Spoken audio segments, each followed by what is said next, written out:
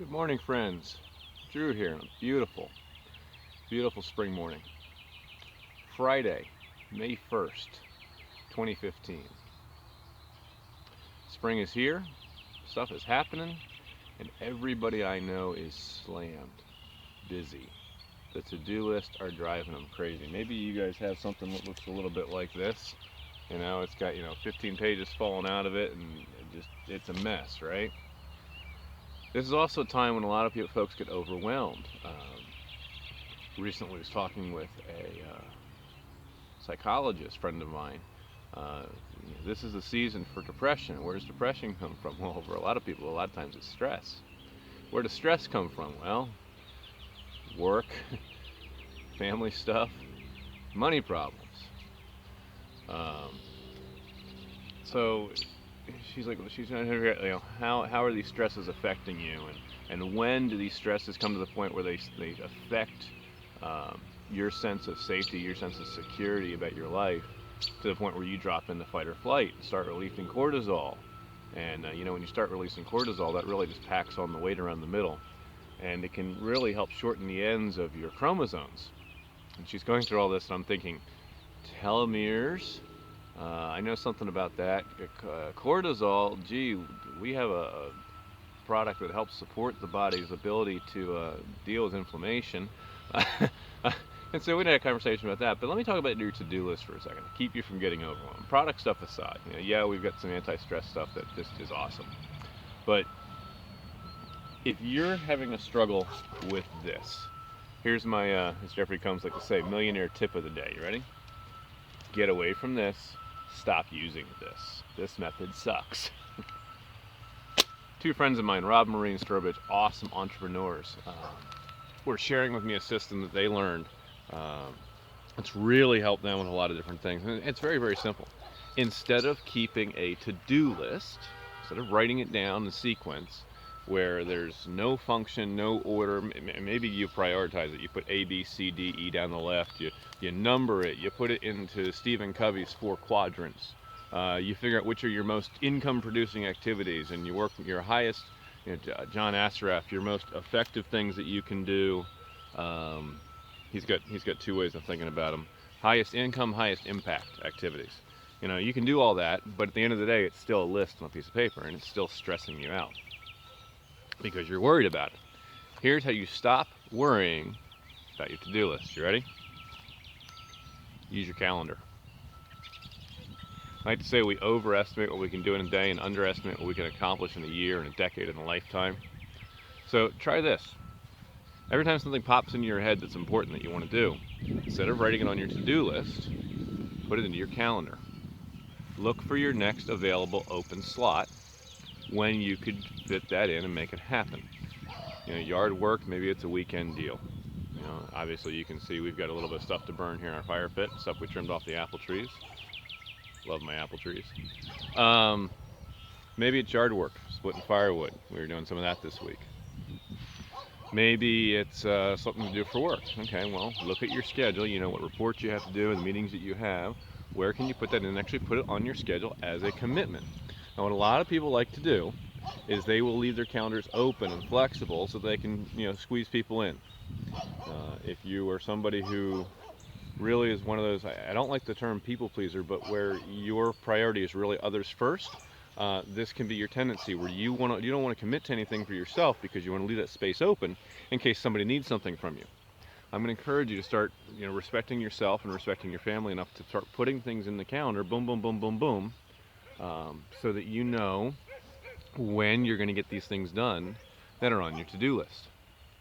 So you start putting them in, plugging them in. The important stuff, obviously, sooner. The less important stuff, you can, schedule it down. But if it's important to you, then you're not going to push it. Or if you are going to push it, sometimes people use categories and they color code things in their calendar. So if it's something that can be pushed, especially if you're using like an electronic like Google, it can be a count. This is a tentative, doesn't have to get done here. It's just kind of, I plugged it in, so I had a plan. Because you want to have a plan for your week, you want to have a plan for your day, you want to have a plan for your month.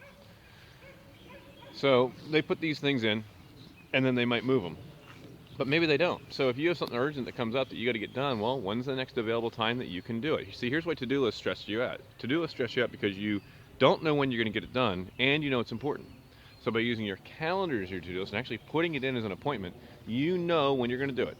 You now have a tickler reminder because you have something that's going to pop up and tell you, or you're going to look at your calendar and you're going to know. So you don't have to worry about forgetting it, which is a big thing with to-do lists.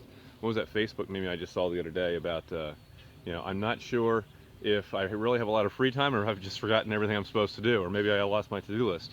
I did that this week. I actually lost my notepad that had some of the things on it. Like, oh crap, what am I supposed to do? Put them in your calendar. That's your tickler system that reminds you. And with electronic ones, you can make them an annual event, so they come up again next year and the year after, whichever. Plug them in, and then plan your day. So I know today the top 3 things that I have to get done, and I'm going to go do them this morning after I finish this video. There are 3 things that absolutely have to get completed today, and they're the only things that I'm thinking about. And the way you don't get stressed is you don't think about the monstrous list, because you know they're plugged in, you know they're on the calendar, you know they are scheduled to get done. Are they getting done today? No. You wish they could? Yes, but they're not going to. So focus on what you're doing right now. So for me right now is the video. Right after this I have some data entry to do and some reports to run. Those are the 2 things that I have to get done this morning, and then I also have my plan for the afternoon. That helps me stay in control, stay a little bit less stressed, and not worry about when things are going to happen, when things are get done, which then lower your cortisol. It lowers that fight or flight response because you're focused on what you're doing right now, the task at hand, and you're present with what you're doing right now and not thinking light years ahead to all the other things. So use your calendar as your to-do list. I showed you guys the visual one that I have up on my wall, and so I use that for writing in the big rocks, and then the little details go on my electronic one. But use that system to keep track of what's important to you.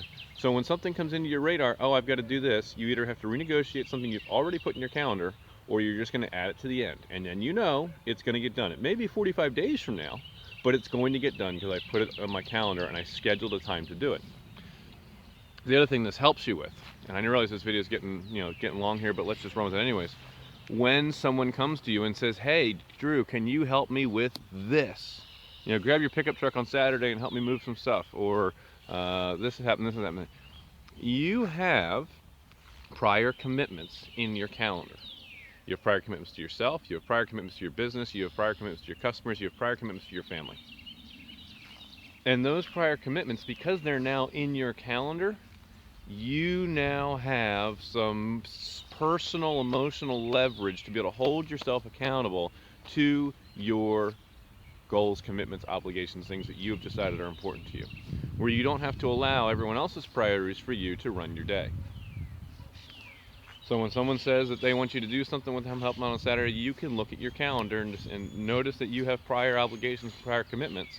And if you're going to move those to help somebody else, which is fine, know when you're going to move those to, so it doesn't stress you out. Because a lot of times what we do is, oh yeah, sure buddy, I'll help you out. And then those 5 things you'd planned to do on Saturday now get pushed, and you don't know where they're getting pushed to because there's really no time in the schedule next week. And then you stress, and then you stay up late at night, and you just totally destroy your health. So that's my tip for you today. Use your calendar as your to-do list. If this is helpful, leave a like, leave a comment, share it with somebody, share it on your wall, share it to somebody else's wall. This is Drew in Kennett Square, Pennsylvania, saying dream big. Dream bigger?